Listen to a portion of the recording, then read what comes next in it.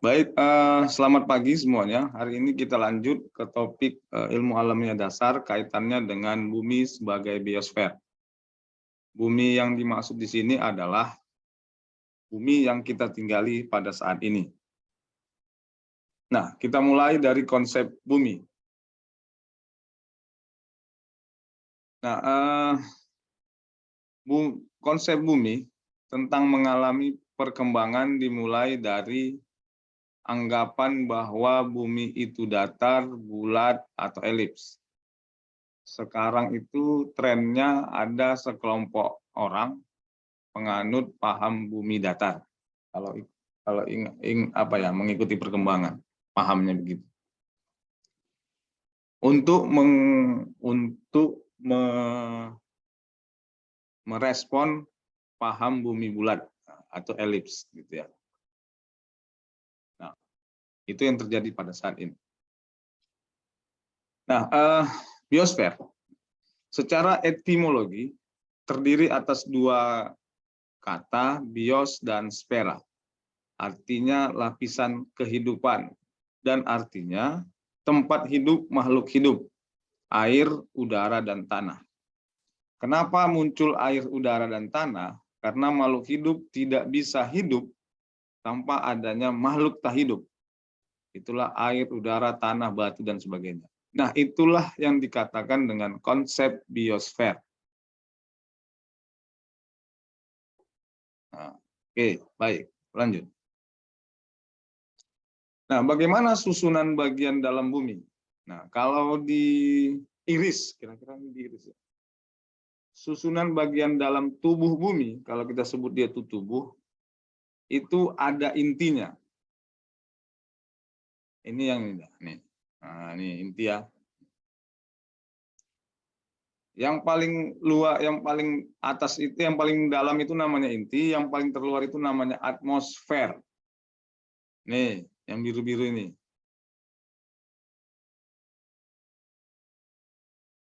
Nah, terus ke bawah. Jadi ada berapa lapis ya? 1, 2, 3, 4, 5, 6.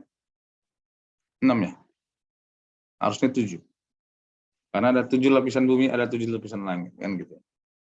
Kita berada pada posisi yang paling luar, ditutupi dengan atmosfer. Nah, posisinya begitu.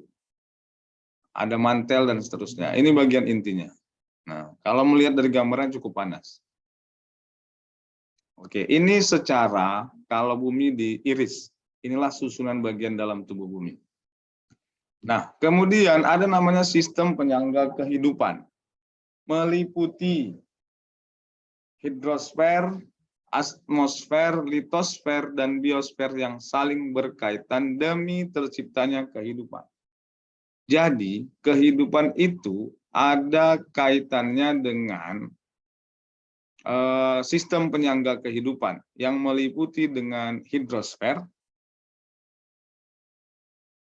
atmosfer, litosfer, dan biosfer. Biosfer itu tadi lingkungan kehidupan.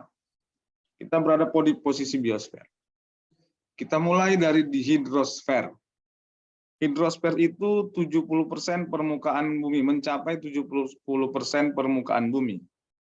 Kalau dari namanya, air, lapisan air.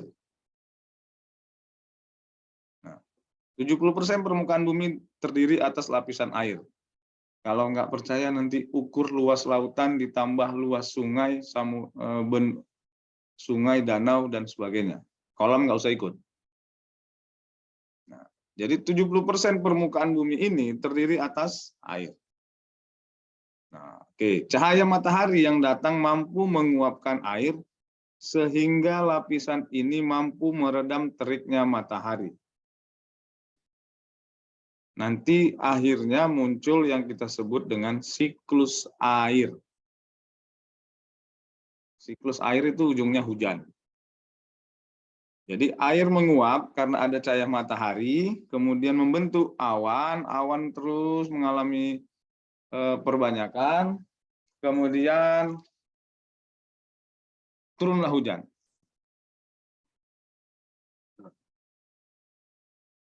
Gitu ya. Hidrosfer itu lapisan air 70% permukaan bumi. Nah, siklus air.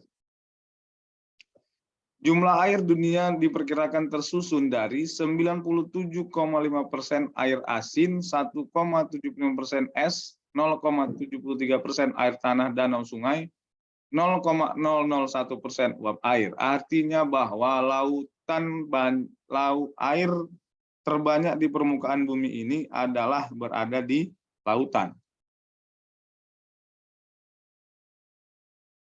Nah, dari 70% itu, 97-nya itu adalah lautan. Gimana menghitungnya? Nanti dihitung. Nah, air yang dapat dimanfaatkan oleh makhluk hidup hanya 0,73% saja dari total 100% hidrosfer. Masih 0,73%. Biasanya itu pun itu air tanah, danau, sungai. Walaupun di beberapa belahan bumi lainnya, negara lainnya, yang air tanah, danau, sungainya tidak ada, mereka mengolah air asin menjadi air tawar. Nanti di searching saja kalau itu. Nah, siklusnya begini. Tentu menguap, membentuk awan, karena ada sinar matahari, maka munculnya hujan, mengalir lagi ke situ. Begitu seterusnya. Ada yang langsung mengalir ke sungai atau ke laut, ada yang diserap oleh bumi. Nanti membentuk air tanah. Nah, dalam mengawali kehidupan dimulai dengan mencairnya lapisan es di permukaan bumi. Kemudian tumbuhlah tumbuhan berklorofil sehingga bisa melakukan fotosintesis. Fotosintesis itu begini. Bahasanya adalah fotosintesis memasak makanan. Dan hanya bisa dilakukan oleh makhluk hidup yang punya pigmen. Pigmen itu zat warna. Zat warna hijau daun. Makanya kalau kalian daun itu, kalian peras itu biasanya munculnya diekstraksi misalnya, munculnya itu warna hijau. Itu menunjukkan bahwa tumbuhan mempunyai pigmen hijau, warna hijau. Dia bisa melakukan fotosintesis. Fotosintesis itu adalah memanfaatkan sinar matahari untuk melakukan proses metabolisme di dalam tubuhnya. Sehingga menghasilkan itulah yang baik dia buah, biji, batang, dan sebagainya.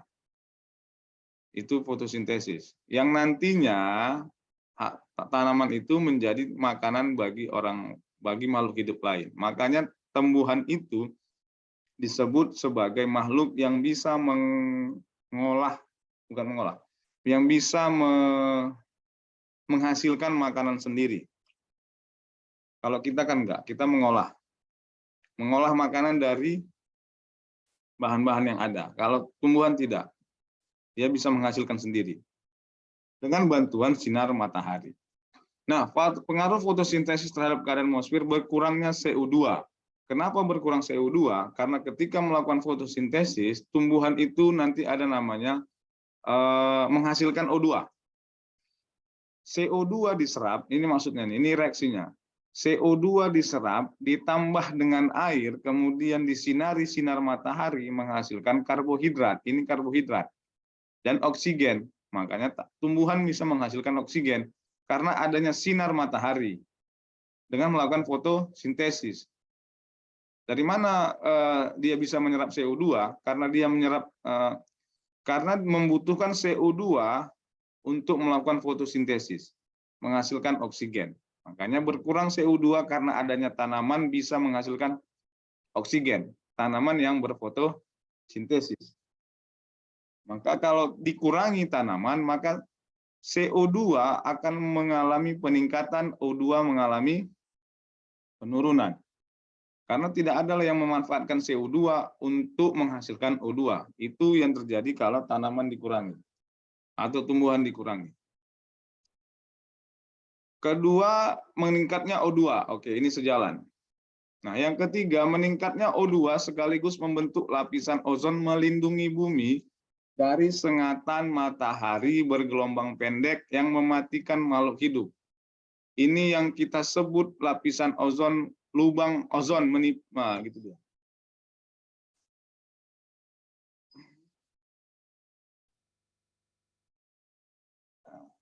Ya.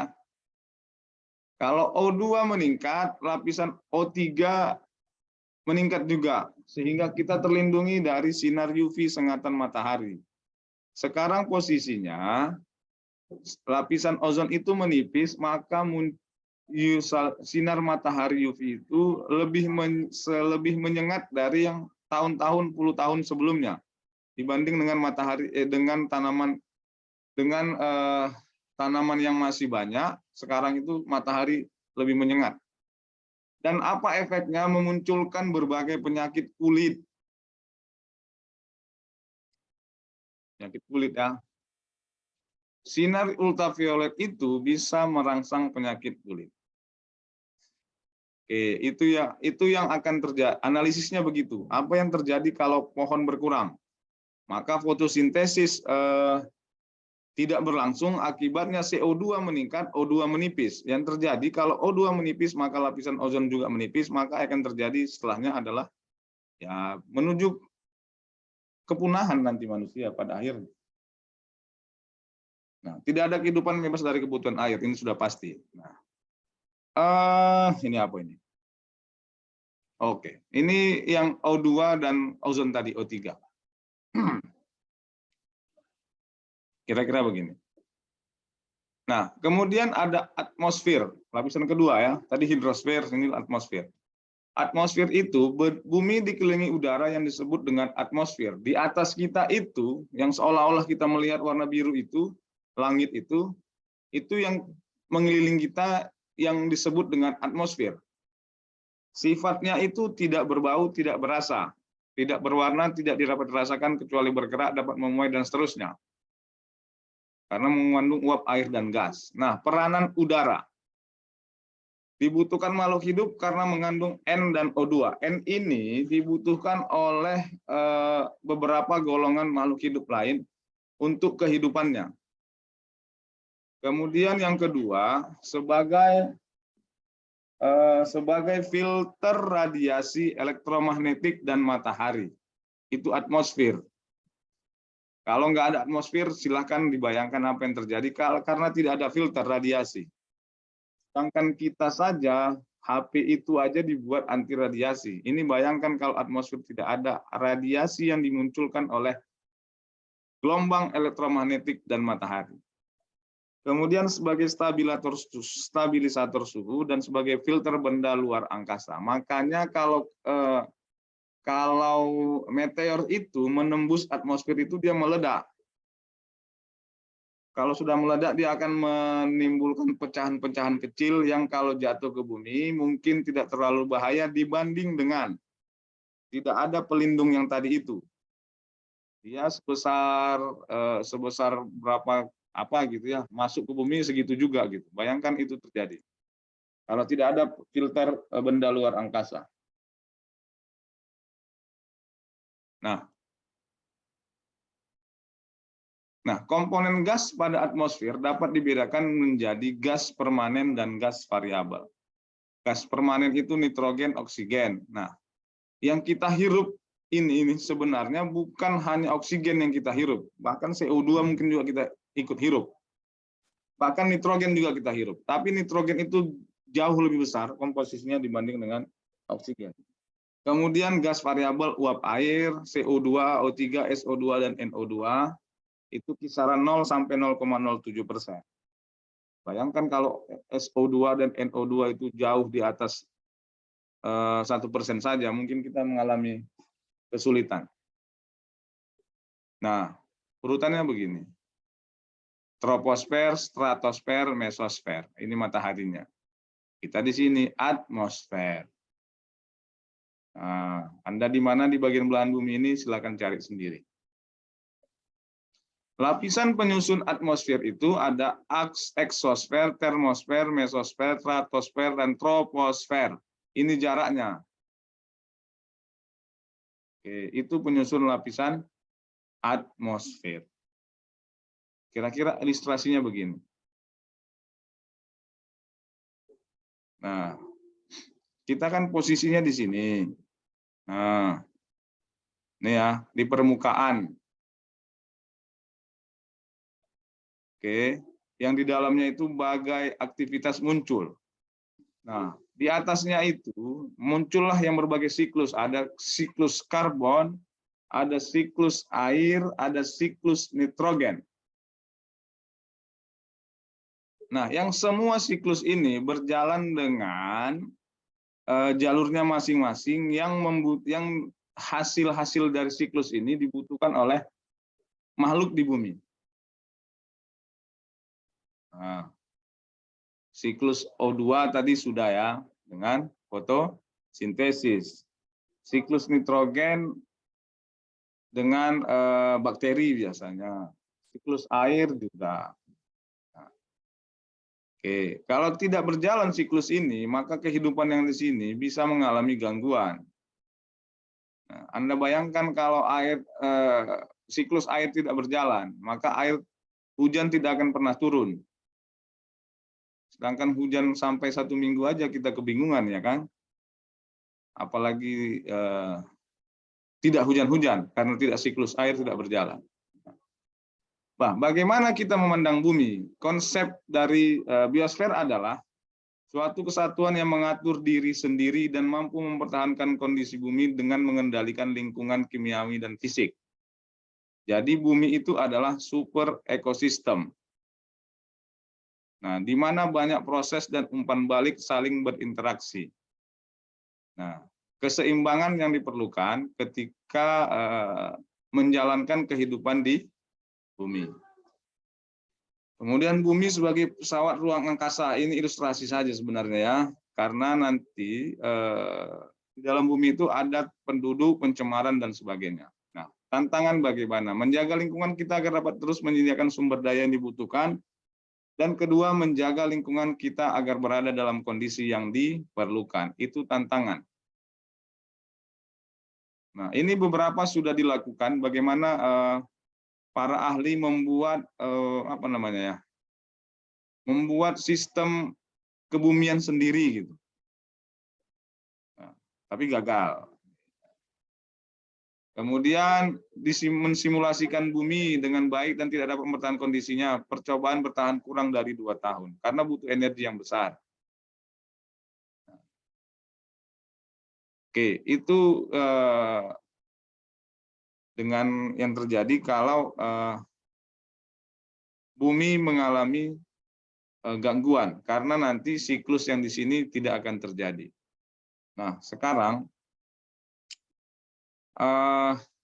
apa sebenarnya hubungan antara ketiga siklus ini?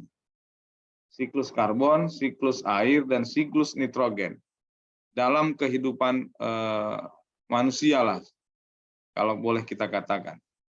Nah, ketiga siklus ini berjalan itu beriringan, dan itu bisa menyeimbangkan bumi, karena flora dan fauna yang ada di bumi itu, walaupun dia fungsinya pemelihara keseimbangan alam, tapi jika siklus yang ini tidak terjadi, maka flora dan fauna juga tidak mengalami gangguan dalam kehidupan.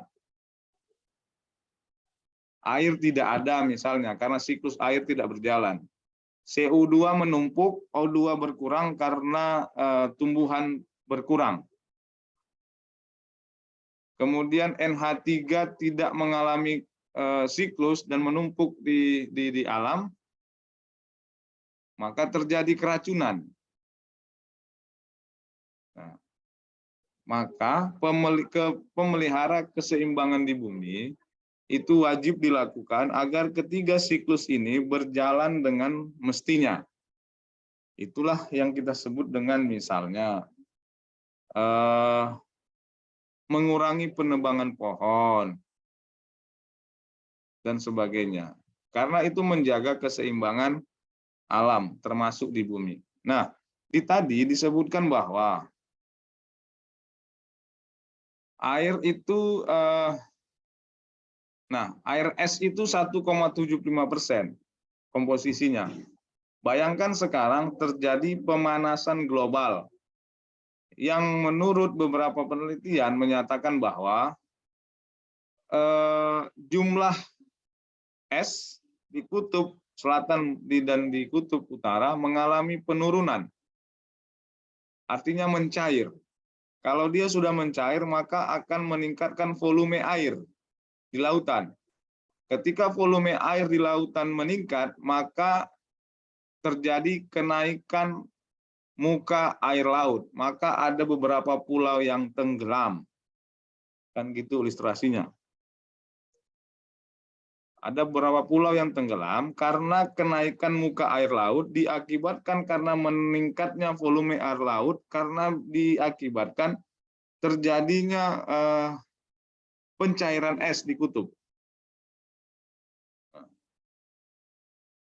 Nanti bisa dicari beberapa beberapa penelitian garis pantai yang mengalami makin masuk air ke dalam. Yang dulunya misalnya garis pantainya itu sampai 20 km, karena peningkatan air muka laut, dia mengalami airnya makin ke dalam sehingga tinggal mungkin garis pantainya itu tinggal 10 km. Itu diakibatkan karena keseimbangan yang terjadi di bumi tidak mengalami siklus sebagaimana mestinya. Sehingga komposisi nanti ini, air asin, es, air tanah bisa mengalami perubahan. Termasuk mungkin air tanah. Air tanah itu kan kalau melihat gambar ini, itu adalah air yang turun hujan kemudian diserap oleh tanah, masuk ke sela-sela batuan penyusun bumi, kemudian tersimpan di situ. Nah, apa yang terjadi kalau pemakaian air tanah terus-menerus? Maka bumi mengalami daratan mengalami penurunan. Karena kan airnya di sini. Ini air nih di sini. Kalau ini disedot, maka otomatis yang atas makin ke bawah. Itu yang terjadi di daerah kota-kota besar, di Jakarta misalnya. Karena hampir semua menggunakan air tanah, maka daratannya menurun. Maka sering terjadi banjir rob dan sebagainya. Itu yang terjadi. Kenapa air tanah boleh digunakan tapi sebagaimana mestinya. Apa yang terjadi kalau semua di beton? Tidak ada lagi tempat tempat penyerapan air hujan misalnya. Nah, maka sekarang lagi tren membuat sumur resapan. Karena halaman pun sudah di beton, tidak ada lagi tanah, sehingga air hujan itu langsung masuk ke parit-parit. Sementara paritnya posisinya begitu, air hujannya meningkat, volumenya meningkat, yang dulunya mungkin diserap oleh tanah, sekarang tanahnya ditutup oleh beton, tidak ada penyerapnya, langsung masuk ke parit, maka muncul banjir. Itu yang terjadi sebenarnya. Jadi tidak bisa disalahkan satu pihak, karena memang kondisinya begitu. Nah, itu yang terjadi di bumi pada saat ini. Belum lagi peningkatan dari suhu bumi yang diakibatkan oleh CFC contohnya. Ini di AC dan di kulkas. Maka kalau di kulkas sekarang ada sebutan non CFC kalau beli. Karena CFC ini klorofluorokarbon, bisa meningkatkan suhu bumi. Maka sekarang dikurangi yang itu. Nah, kemudian fotosintesis juga tadi. Kalau tumbuhan dikurangi, maka fotosintesis tidak terjadi, maka muncul akibat dari yang tadi yang kita jelaskan. Nah, ini yang perlu saya tambahkan terkait dengan struktur bumi. Nanti silakan dibaca kembali untuk penguatan tentang struktur bumi.